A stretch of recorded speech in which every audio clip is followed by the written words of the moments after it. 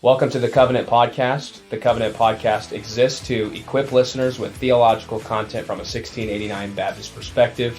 We're on the Man of God Network, brought to you by Covenant Baptist Theological Seminary. And in this privilege, I get the opportunity to talk to someone who I greatly respect. He has been on our podcast a few times in the past over the course of the last few years. But today, he was one of the speakers of the Covenant Conference. The topic of this year's conference is How Then Should We Worship? And that is Brother Tom Nettles. So welcome to the show. Thank you. I'm glad to be here, and it's been great to be a part of this conference. It's been some wonderful messages, very Bible-centered messages that lead us to the highest and exalted calling that we can have, and that is to worship God. And in just a moment, we're going to talk about the message that you preached today, brought to us. Can you, before we do that, introduce ourselves to your audience?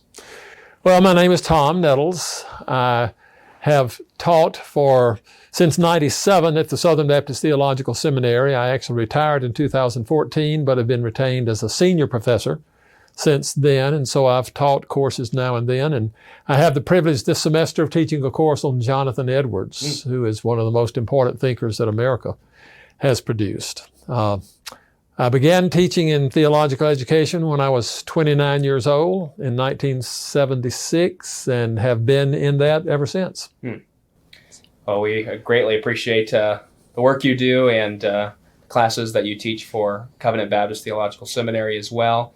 I believe you've taught the Baptists, Edwards and Fuller, and historical theology. Historical theology, yeah. At some point. But let's talk about your lecture or message, whatever we want to call it, that you prepared today. What was the title of it, and can you give us an overview of your session?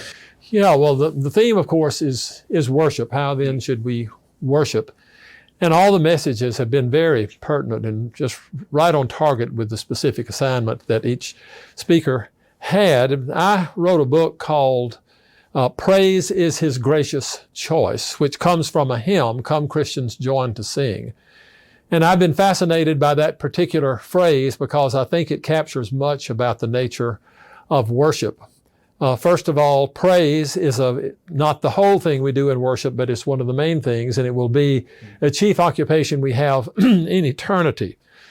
So in my message, I define what praise is from Scripture and give several passages of Scripture that talk about praise being given from all different kinds of things in creation. Praise even being given from inanimate objects and from hail and rain and snow and all of those things, because all of them to some degree reflect the beauty and the intelligence and the power of God. And so they speak. It is as if they have a voice and speak of those things. And that is what worship is to call forth the glorious attributes of God and to make much of Him in an infinite way.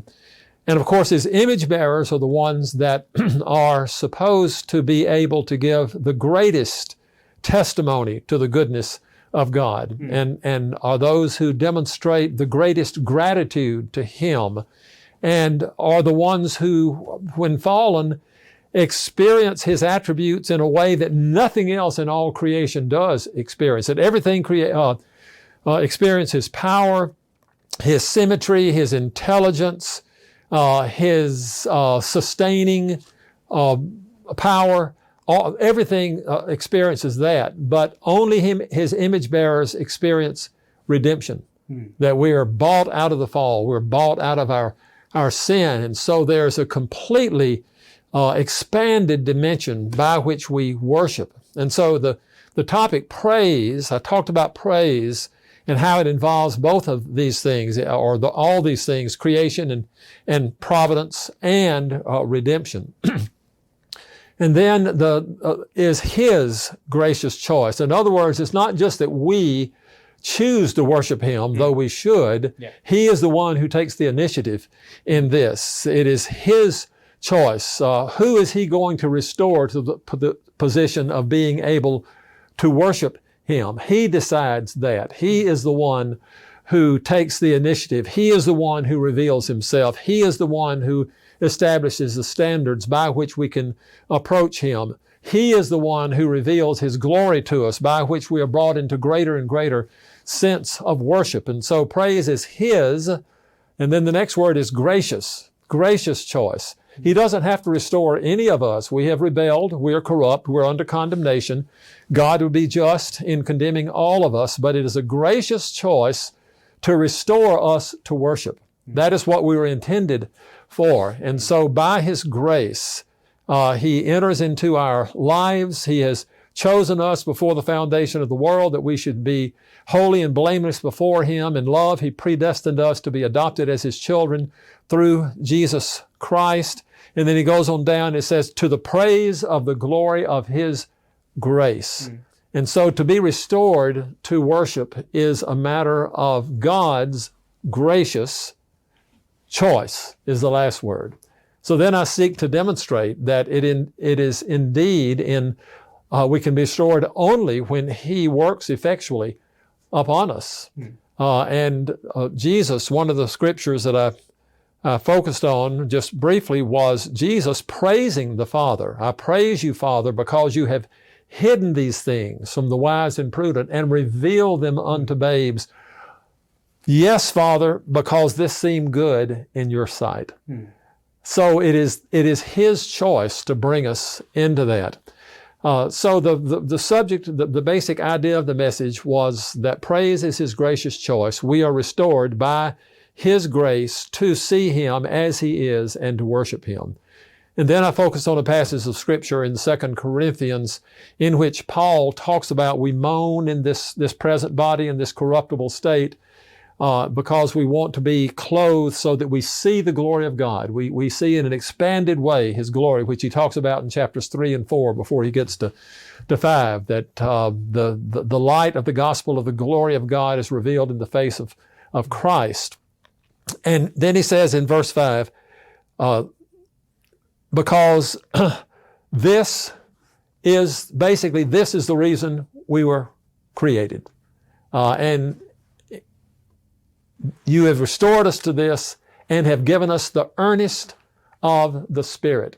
And so that one of the triune God, who is the one that we might say creates that or establishes and is the manifestation of that great development of love, that continued flow of love between Father and Son, and so establishes the glory of heaven. We enter into that. We have a portion of that already given to us. We have the actual genuine aspect of what it means to enjoy the glory of God as an earnest that is given to us.